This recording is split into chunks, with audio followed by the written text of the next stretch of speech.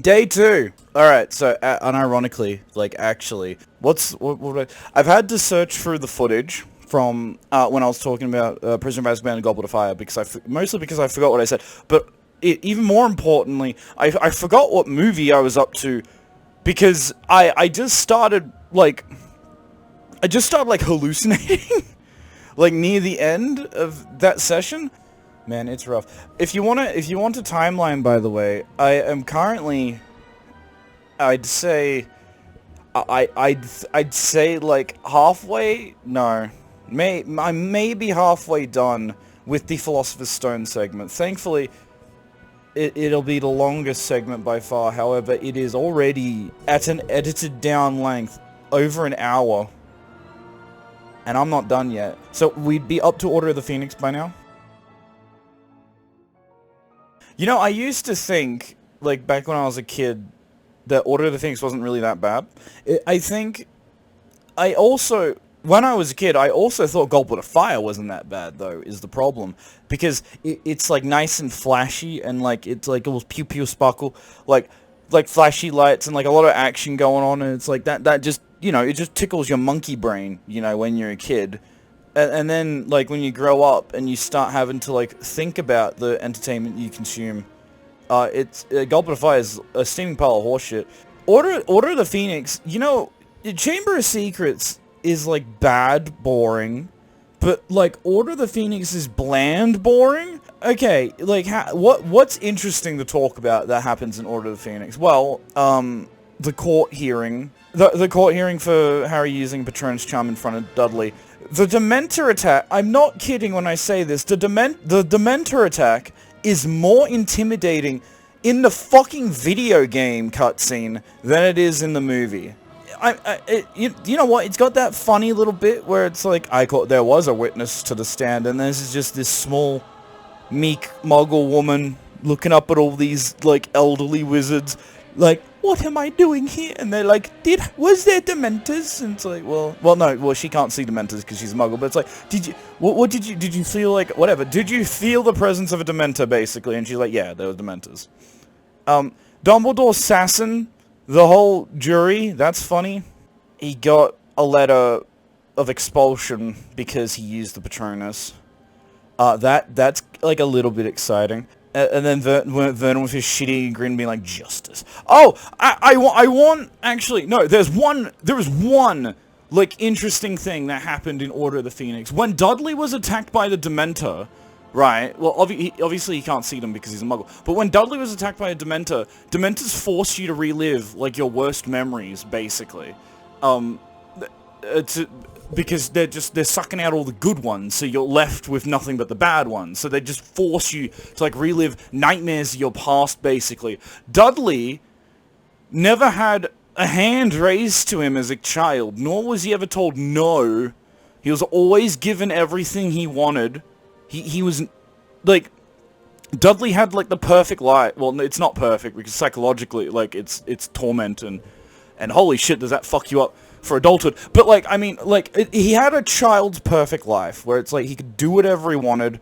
Mom and Dad would not only allow him, but encourage him to do whatever he wanted. He can go around beating up kids and feeling better about himself. He can go around stealing their money. He can go around stealing their food. He can just gorge himself on sweets all fucking day, no repercussions whatsoever. Dudley never had a bad memory in his whole life. The closest thing Dudley had to a bad memory was, like, in Philosopher's Stone, when Vernon was like, I only gave you, like, 300 presents, and Dudley's like, but last year I had, like, 500 presents, and it's like, that's the closest thing Dudley had to a bad memory.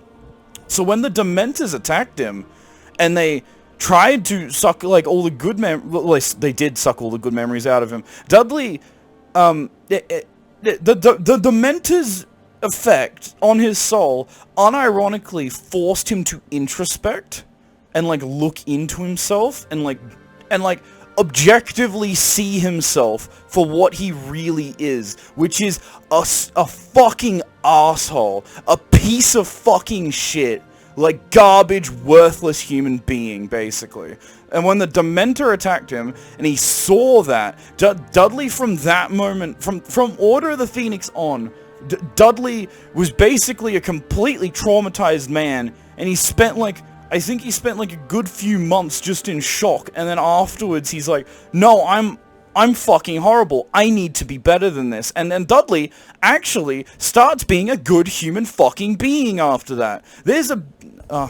this is technically spoilers for, like, when we're doing Deathly Hallows. But I've been actually, like, really excited to talk about this with Deathly Hallows. But the first scene in Deathly Hallows Part 1 is, for the movie, it's like the Golden Trio leaving home. Or not Ron. He's just waiting for everyone at the Burrow. But in the book, like, when the Dursleys are being sent away to hide from Voldemort, basically, Dudley, like, gives him a handshake, and he's like, I'm sorry, I'm sorry, man. Like, well, I don't remember exactly what he says, and no apology can make up for all the things he did, but he knows that, and he's like, in his own words, he's just like, I'm sorry, man. Like, holy shit, I'm so sorry. I shouldn't have treated you like that. And it's like, and you can find the deleted scene on YouTube. I'm pretty sure it's fan-made, but you can find a deleted scene where they were gonna, or maybe, going to include the bit where Dudley, like, actually thanks Harry, and they cut it. Like, one of the most important, well, not to the average moviegoer, alright, like, I did mention that earlier, about how that's a problem, and now we've actually skipped into Order of the Phoenix Goblet of Fire territory, so now I do have to address this issue. Philosopher's Stone and Chamber of Secrets were made by Christopher Columbus. Goblet of Fire, literally until the latest Fantastic Beasts film, have all been done by David Yates. I'm pretty sure Fantastic Beasts 3 was done by David Yates. You can really fucking tell, because it's like, Philosopher's Stone, Chamber of Secrets, it's like, with Chris Columbus, it's like, it tries his best to stay to the integrity of the original story, but like makes compromises along the way, but still does an excellent job adapting it. And then Prisoner of Azkaban comes along, and it's like, you did a half-assed job, congratulations. And then Goblet of Fire onwards is just, we don't fucking care, just throw it out there. And it's like, making like cuts and changes from the source material, it is okay, as long as you do it well. And in Goblet of Fire onwards, all the changes that have been made exclusively, or basically, within mind that they wanted to get, like, they wanted as many asses and seats in theaters as possible. So they dumbed the fuck down the plot and the lore of the universe so that they could produce the movies with less effort, and also with less, like, garbage going on, like, garbage information just floating around, just being, like, stuff that people have to, like, in Order of the Phoenix, when they're going to Grimmauld Place, like, all they do is just, they do fly there, I'm pretty sure, and then they just arrive, and then Moody just goes bang, bang, and then Grimmauld Place appears, and it's just there, and it's never, ever explained why Grimmauld Place is so safe. It's because it's fucking secret kept, which the concept of secret keepers was removed from the films, from the concept of films, and it's like, and the only reason they did that was so that I don't know, like, what fucking mentality is this? We need to attract the random, like, dad or whatever that's just walking past the cinema and happens to see the Harry Potter poster. We need him to, like, not go see Expendables 2 like he was gonna, and instead be like, you know what, I'm gonna buy a ticket to this franchise I've never fucking seen before. Well, I'm just gonna give this a fling. Let me just buy a fucking ticket, buy snacks, sit in the seat, and then enjoy the movie. That's the goal. Obviously, what other reason is there? They want to appeal. They wanted to start appealing to, like, a more broad audience for whatever fucking reason. Because they seem to think that, like, oh, like, people will just start watching from here and not, like, if you've seen Philosopher's Stone and Chamber of Secrets, and you're not interested, you're not going to go see Goblet of fucking Fire. Watches Philosopher's Stone. This is some gay shit. I'm not in that. It's got like, what's that? Like intricate plot and like magic and like interwoven relation. I can't keep up with this. And then Goblet, Order of Phoenix comes along. It's like, House appear out of nowhere, go bang bang it there now. Oh, now I'm watching. Now I'm here. You know, Beaubatons and Durmstrang being monogendered. It's like, oh, now I'm interested. Oh, there's horny, long-haired teenagers. You fucking sold me. You got me. I'm here now. Why? I've said before, a change or deviation from the books or the source material is not inherently bad. It is how it's done and why it's done that matters. Goblet of Fire does it. Oh, hang on. Yeah, no. Keeping on rolling with that, we need to attract the broadest audience possible. Goblet of Fire removed the whole Quidditch World Cup game, not out of laziness, but because they would have to fucking bring in Winky, the house elf, who is like a central fucking character to the story of Barty Crouch Jr. and like how he got out. And also, like, a bunch of other stuff also happens during the match. It's not just a Quidditch match. If it was just a Quidditch match, they wouldn't have probably cut it, because they'd be like, oh, we can make that, like, a huge spectacle, like, scene and get, like, a lot of money for it, like, because people will be like, oh, look, there's a bunch of people flying around doing a magic sports game person thing, and it's like, oh, we'll attract a lot of customers. They pulled it because it's too fucking complicated, because they want Gregory, who works at the local Woolies, to just walk in and go, I'm gonna watch that. Why? Oh, I just remembered. For the Yule Ball, they commit a minor sin. I don't know why they did this, but it doesn't matter that they did this. But fun fact, the Pavati twins that are thirsting after Harry specifically, that eventually get together with Harry and Ron for the Yule Ball, in the movies, they're both Gryffindors, but one of them's meant to be in Ravenclaw. That's like a small thing. See, that's like fine. It's like, I don't get... making them both Gryffindors just speeds the plot up faster, and it lets them get in that little gag about, like, them two walk into the same room, chatting to each other, hi Harry, and then just walking past really fast. Like, that's funny. I like it. No, they're not. It's not the Pavati twins. The Pavati's one of them. I think their last name's Patil or something. I don't fucking care. They're inconsequential as fuck characters. I don't care about what house they're in. It doesn't matter to me. Do you know what does matter to me? When you just take secret keepers, you know, like, also they did that in fucking Prisoner of Azkaban, because they never explained that Peter was the secret keeper for the Potters. It was just, he betrayed them and that's it. So they've been doing it since the third one. It's just like cutting out what they must have thought is like, oh, this mustn't be that big of a deal. I'm just going to remove this tiny detail about a secret keeper. It mustn't be that important. And then surprise fuckface, it becomes important in Order of the Phoenix, and then surprise fuckface, it becomes important in the later fucking movie. Surprise fuckface, secret keepers are kind of a central plot point, and very important, and they just, like, very early on, they're just like, this part, not important, let's get rid of it. And now the rest of the plot elements don't really fucking make sense or line up anymore.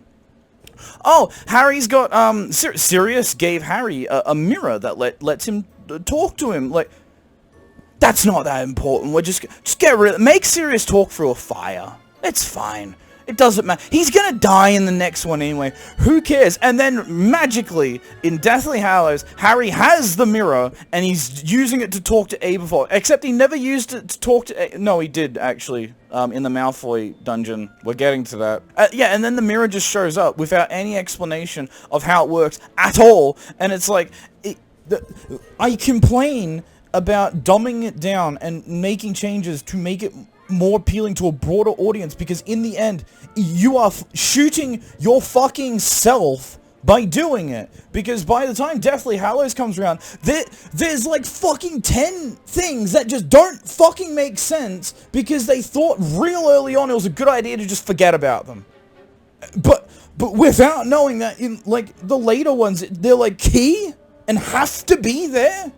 And they just said, nah, it doesn't matter. I'm gonna put the triangle in the circles hole. It's fine. It's fine. It fucking works, apparently. Holy shit, I'm mad now. Okay, I was talking about Order of the Phoenix, right? So what happens? Dumbledore avoiding Harry the whole year is funny to me. It's mostly because of Michael Gambon's acting, where he's just like walking away and he's like looking behind himself, like don't let him near me. And it's like you find out later, but it's just really funny to just be don't get away from me. I don't want to be near you. Just running away. Order of the Phoenix is the movie we get Umbridge. I already said before in part 0, but Umbridge is one of the most evil fictional characters I can think of. She's one of the worst villains in terms of brutality. And in terms of just pure evil, Umbridge is a horrible person. Her actress, I don't know her name. I can't tell if she's actually a horrible person or just a really fucking good actor, because, man, she plays Umbridge way too well. I automatically hate her just on appearance now, just from the association. Umbridge is a fantastic villain. She's a fantastic antagonist. I love the wall of decrees that Filch puts up. I love they do fucking Three Stooges gags with the students and his ladder. That's funny. I like Fred and George leaving Hogwarts and destroying all the decrees with it. Grawp is really forgettable, even though he's sent... You know, that's hilarious, because, like, Umbridge is incredibly memorable because of how much you hate her. But you know what's not memorable is her being dealt with. Her being taken care of by Grawp and taken out of picture.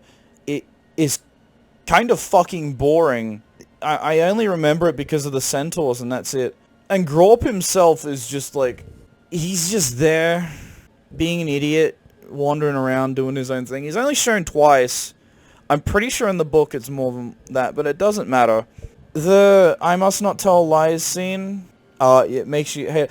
Pretty much all of her scenes are great except for the final scene with her.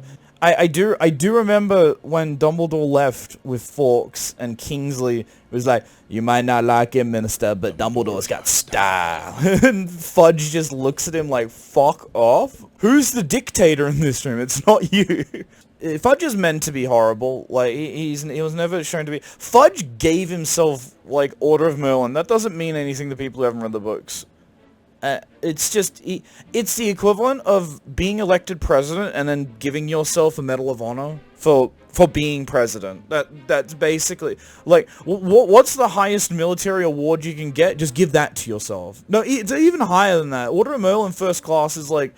Order of Merlin First Class is like, you have impacted the wizarding world with your actions in a positive way. You have accelerated your kind's progression and understanding of magic, basically. You are a key figure. Albus is obviously Order of Merlin First Class, or like you've done something equivalently impressive. And Fudge just gave that to himself. I remember there's Harry... Oh, Dumbledore's army is in Order of the Phoenix. The Dumbledore's army scenes are actually really good, for the most part.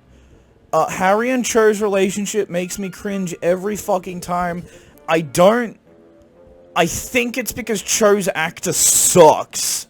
No, yeah, Cho's actor sucks. Oh, Order of the Phoenix is when we get Luna, right. So Order of the Phoenix is the best movie, obviously. Luna is my favorite character, and she's a lot of people's favorite characters, which is great. Everyone knows the story about how Ivana Lynch, that's the actress's name, she wrote to JK, and then they met, and then JK made Luna based on her. She was basically guaranteed the role. Like, I think JK said it's like, Luna isn't played by Ivana, Ivana is Luna. Yeah, I don't like Cho Chang's relationship with Harry. It's really fucking cringy and hard to watch. I hate the actress. I hate Cho Chang, too, as a character. She's kind of fucking awful. She doesn't really do anything, or she just pulls Harry's dick in every direction. I love the gags with the Inquisitorial Squad trying to hunt down the Dumbledore's army and trying to get into the Room of Requirement, and that one time where they all, like, stack in the closet. That's funny. This is the problem with Order of the Phoenix. It's mostly filler, and it's just mostly, like, shit you don't want to watch. And then there's, like, occasionally a nugget, like, or a substantial nugget where it's like, I'm invested now. The best example of that is Voldemort versus Dumbledore at the end of the movie. Voldemort versus Dumbledore is without a doubt the best fight in the franchise. It's better than... Not really happens in Half-Blood Prince, in terms of duels. Well, I mean, actually, the duel with Harry and Draco, but that ends in like 4 seconds, and it's not that great. Their final confrontation with like Snape leaving Hogwarts, that's not really a fight, that's more like a massacre. And in Deathly Hallows, we got like, it's mostly running from the snatchers. There's the bit with the cafe. That's over as fast as it starts, and then it's just back to boring shit. Malfoy Manor in part 1 was done fucking dirty. And part 2 is just the battle for Hogwarts, basically, in its entirety, which isn't bad. But if we're talking about like best fight, it's Dumbledore versus Voldemort. The best, yeah, Dumbledore versus Voldemort is probably the best part of Order of the Phoenix. The next best part will probably be the battle for the Department of Mysteries. The battle in where the prophecies are, like the battle when they're in front of the Veil and then the Order members come in as reinforcements. That entire part is fucking great. It ends with Sirius dying and Harry going off to try and kill Bellatrix for it because she killed him. Even though in the books she didn't use the killing curse on him, she pushed him into the Veil and that insta-gibbed him. But in the movies, it killed him. So that's I keep bringing this back. That's a change from the book. That it does the same fucking thing. It doesn't matter. It's a non-consequential change. It's like, yeah, cool. It does the same thing. Like, Sirius dies. That's all that matters. And Bellatrix did it. That's all that matters. And Harry gets angry at her and uses the Cruciatus Curse on her, and then Voldemort comes in, and then that battle starts. So, like, while you're watching, like, the battle for the Department of Mysteries, you're only giving a shit, like, when it's halfway done, basically.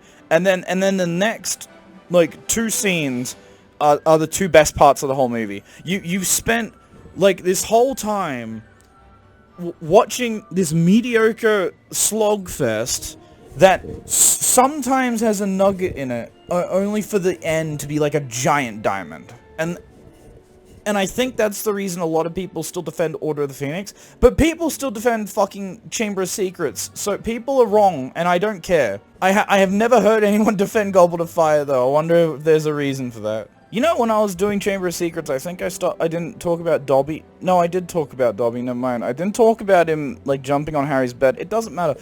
Like, all the other reviews outside of Philosopher's Stone don't need, like, a scene-by-scene evaluation. Philosopher's Stone did, because I had a point to prove with Philosopher's Stone, and I think I did a pretty good job of it. Every other movie is just like, what's my point? Well, it's like, Chamber of Secrets is boring.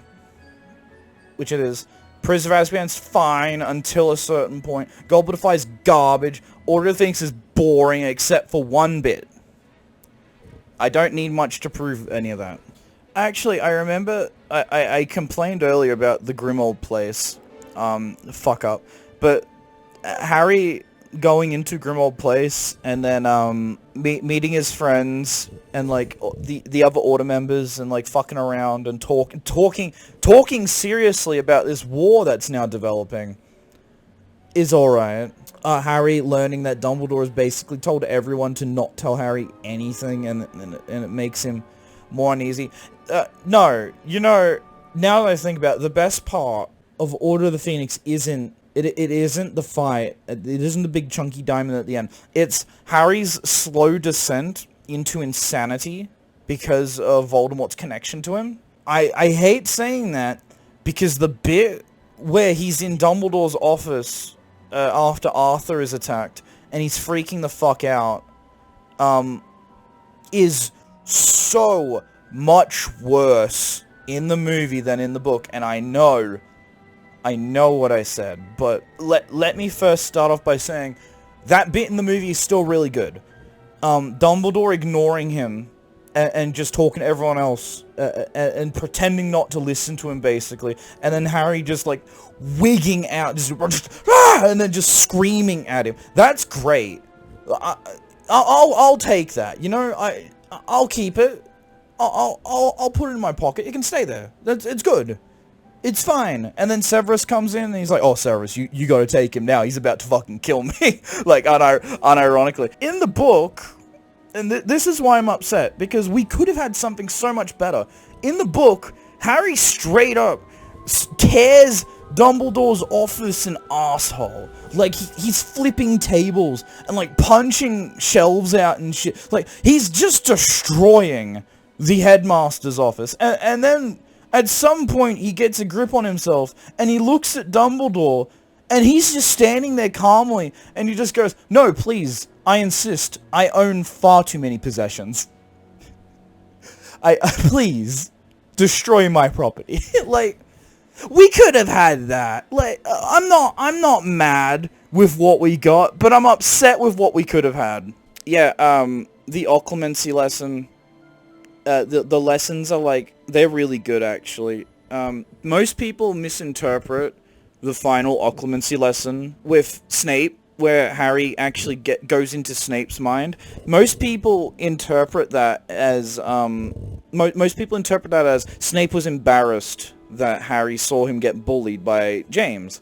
So he just got angry. He just became a big baby and kicked him out. The way I like to look at it, and the way I think it is meant to be looked at, is while Harry is connected to the mind of Voldemort, Voldemort can see whatever Harry sees, and if Voldemort can see inside Snape's mind, and he sees and he finds this, like, deep-seated love and admiration for Lily Evans, a Muggleborn, and Voldemort, being a paranoid dictator, would just cut him off and, like, just kill him, basically, because he's like, you are at risk of being a bit too attached to this kid that I really need to kill, so I'm going to take you out of the picture. And that's how I like to see it as. Although, Snape being a big fucking baby and having a massive cry about it is not out of the realm of possibility at all, in fact. What the fuck else is there in Order of the Phoenix? There's the bit on the train.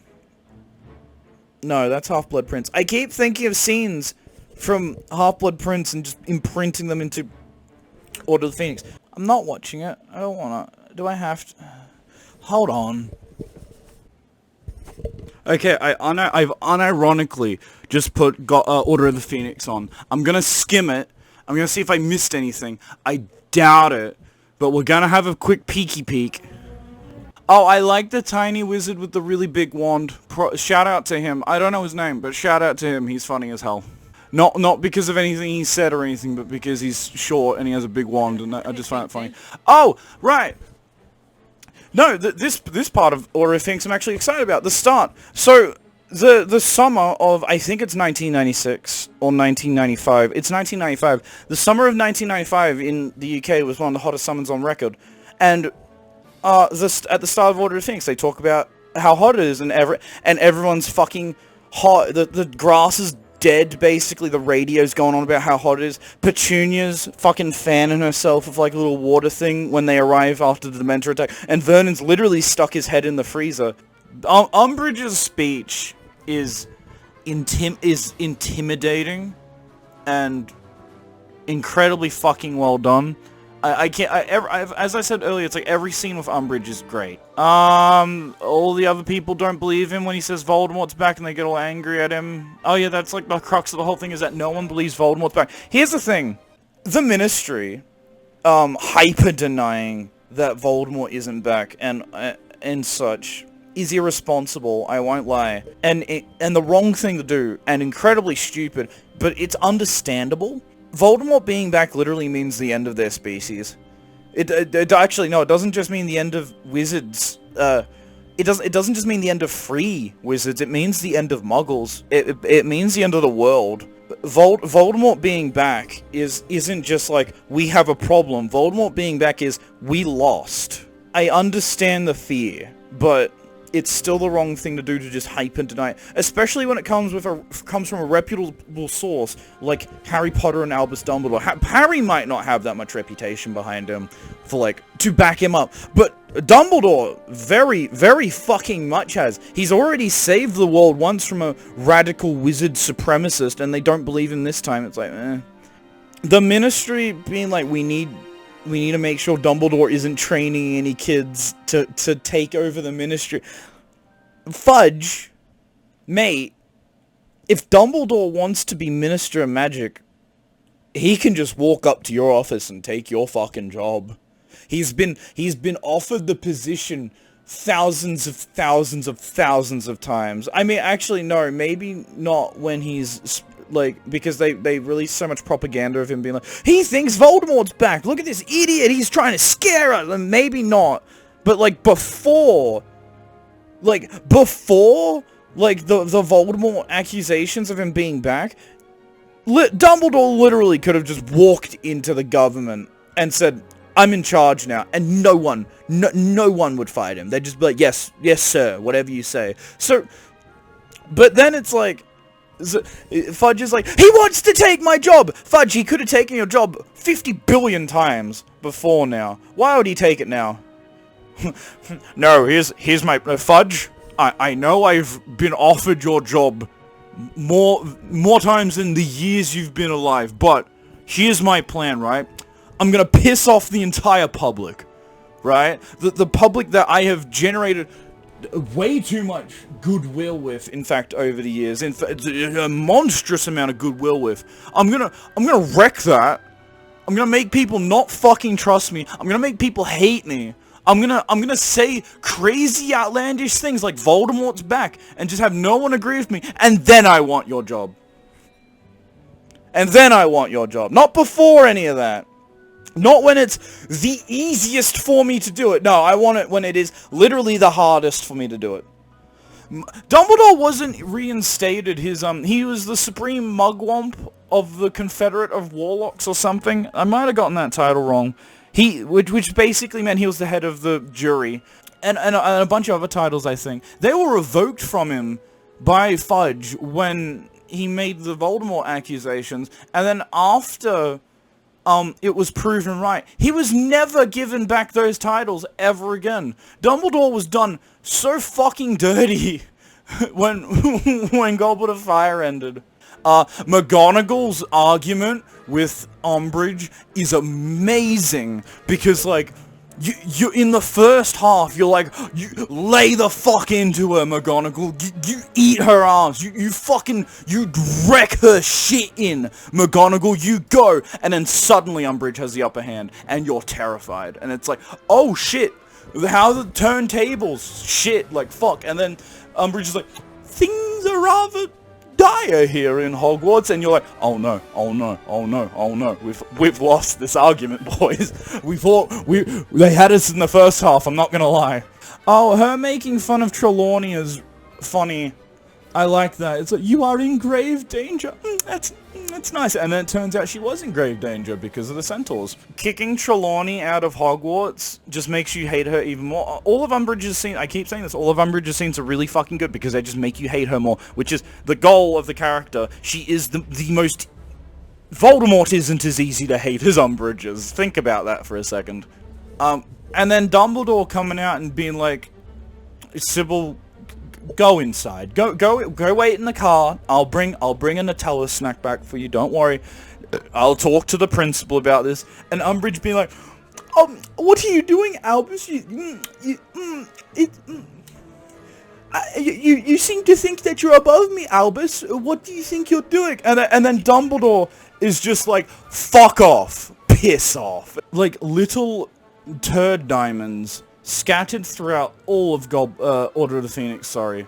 But it's encased in, like, it's nothing in Order of the Phoenix is, like, awful. Well, I did say the thing about the Secret Keepers earlier, but that's only a problem because they're important Deathly Hallows later. So that's, like, it's not a problem for this movie. So it's either just bland, or, like, a shining tiny turd, or at the end, it's, like, a big, massive mega turd. And God, I hate boring more than I hate bad. Unless it's boringly bad, that's the worst. But like Goblet of Fire is just bad. It's never boring, right? Like it's bad and horny and doesn't really know what it wants to be. But I'd still rather watch Goblet of Fire over Chamber of Secrets any day, because Chamber of Secrets is boring. Oh, right. Oh, why'd you remind me? Goblet of Fire and Order of Phoenix, I did say earlier about how Hermione is just, like, a fucking stuck-up cunt and just demands everything for herself, basically. Takes other characters' lines. The movies make... Ron is fucking assassinated in this movie so often. There's that bit when they're training in Dumbledore's army, and Ron's like, I'll go easy on you because you're a girl. And it's like, Ron, you know this woman. You know she's like, at best, a competent witch. Like, but no. Ron has to be the big idiot dum-dum brain that everyone laughs at. He's not allowed to be a competent character like he is in the original story. No, fuck that. Ron has to be a blithering fucking moron that does nothing but antagonize Hermione to give her ammunition to one-up him with ease, and yet get all the credit and be praised beyond the sun for it. Fuck movie Hermione. And then Sirius tells him about his family tree. The family tree is kind of interesting. You like reading out the names and shit. It's interesting to see a lot of them burnt away. You know what? One of Order of Phoenix's biggest sins is not making Sirius's mother's portrait just scream racist slurs constantly, because she did that a lot in the books. It's another instance of, like, I'm not upset that it's not there. I'm upset that we could have had it. Just, like, randomly, like, in the middle of the movie, someone, like, taps something the wrong way, and then suddenly the covering his mother's portrait just flies open. She just goes, Mudbloods! Filthy mudbloods! Ah! Just, like, why didn't we get that? She's talking to Hagrid. Oh, right, because Hagrid was going to talk to the Giants for Dumbledore. He was trying to parlay for the Giants. That was the thing. And then he failed. Because the Giants always went on Voldemort's side, because the Giants are very fucking stupid and only care about hurting things. Like, Hagrid, the reason Hagrid doesn't live with Giants is because the Giants don't really consider him family. They don't consider anyone family. The Giants have two categories of individuals. They have food and punching bags, and that's really it. Oh, and tolerable punching bags that they just sometimes don't kill. I don't know why I'm bringing that up. It's like, it's not really that important. Neville talking about his parents and what happened to him is important, because it's important context for Neville's later confrontations with Bellatrix in the movie, and why he really wants to kill her. There's a great fan story, I think it's a fan film, about Bellatrix somehow well, she did survive. Well, no, she didn't, actually. No, Bellatrix died in the battle, but I think it's like an alt universe thing or something where Bellatrix survived after the Battle of Hogwarts and escaped, and Neville, like, spends the rest of his life hunting her down. I remember watching that and really liking it. Neville's a badass. She's gonna use the Cruciatus Curse on him, but it's like, no, we can go take you to Grobman, and that happens, and it doesn't fucking matter. They take Thestrals to the Department of Mysteries, battle to the Department, all that happens. Order of the Phoenix is like, Chamber of Secrets is a 4 out of 10. If Chamber of Secrets is a 4 out of 10, Prisoner's like a 6.5 to a 7. I'm willing to compromise on that score. The order goes from best to worst out of the ones I've been talking about lately. It'd be like, oh, that's really hard, actually. Okay. Order of the Phoenix, Chamber of Secrets, Goblet of Fire. I'd have to put it in that order. Begrudgingly, because I still fucking hate watching Order of the Phoenix. No, I don't hate it. It's just boring, and it's only good sometimes. I do hate watching the other two, though. So now we're on to Half-Blood Prince. Good. I like Half-Blood Prince.